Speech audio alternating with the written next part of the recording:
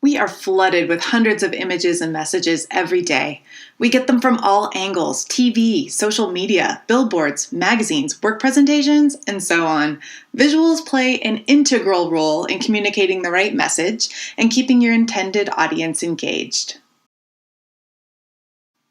So, considering how bombarded we all are throughout the day, how do we select visuals for our workplace projects and presentations that will be meaningful and distinctive to our audience? How do you keep and hold their attention? One of the ways to do this is to consider visual cues.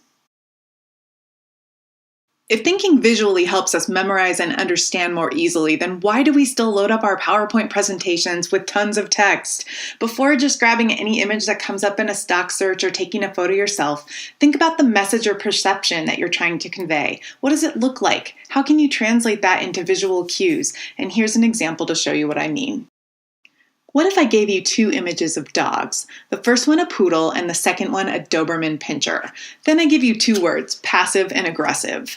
If you had to assign either the poodle or the Doberman image to the word aggressive, which one would you select? Most people would say the Doberman. So the poodle image definitely looks more aggressive. What are the visual cues that tell us that? Well, it looks like there's a fight brewing. The teeth are bared, eyes are intense, and the body and camera positions are angled. The Doberman is peaceful and resting. There's a sense of trust based on the embrace, and both have their eyes closed. The lighting and colors are softer here. These are visual cues. Pretend you're on a trip. You've left the busy city and you're driving through the beautiful countryside. There's a lot of farmland and you want to find some fresh veggies. You start to see signs for options of places that you could stop at, and you must make your decision based on the signage alone. So where are you going to stop? Sure, flashing neon lights might get our attention, but I'd be willing to guess you would choose the place on the right. Some of the visual cues that might shape that decision are the human element in the hand-painted lettering. Notice how produce items can be slid on and off the board based on what's in season or in stock. The image to the left feels commercial in its neon approach and smooth lettering. Now you require dental attention, and you get recommendations to two places. In the veggie sign example, the hand-done lettering was a positive thing, but here, in the image on the right, it plays down the credibility of the establishment, and both the writing and materials used imply cheap, unprofessional, and unsafe. The way you treat your text is also a visual cue.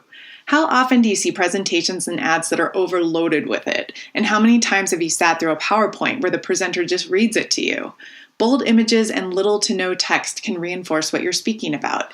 Your audience can't read your slides and listen to you talk at the same time anyway. Whether right or wrong, we are constantly creating our own perceptions about everything that we see, and we must remember that when choosing visuals for our projects. Look at this image. Based on what you see, take a moment to think about what perceptions you are creating around it. What does this image represent to you? It's likely that it means different things to different people standing on its own. HSBC Bank ran an image-focused campaign called Different Points of Value. It demonstrated how a simple image paired with simple text has the capability of conveying a thought-provoking message. It also reminds us that an image can have various meanings depending upon one's perspective and frame of reference. Can you imagine how impactful your presentations would be if you adopted a strategy similar to this? A second campaign was done focusing on the idea of point of view, and it used two different images. The words are simple and describe two opposite extremes. Combined, the images and messages are straightforward yet open-ended. Remember the Apple iPod silhouette ads? Apple didn't load a bunch of text into these. They didn't need to.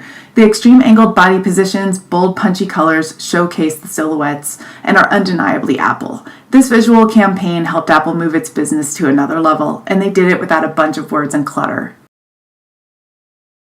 We may not have the big ad agency budgets, but we can still make our projects look great. We do this by seeking out desired visual cues that will communicate our message and resonate with our audience, whether we're selecting images or taking photos ourselves. There's such a large variety of subject matter out there, so I will stick to talking about images related to the business setting.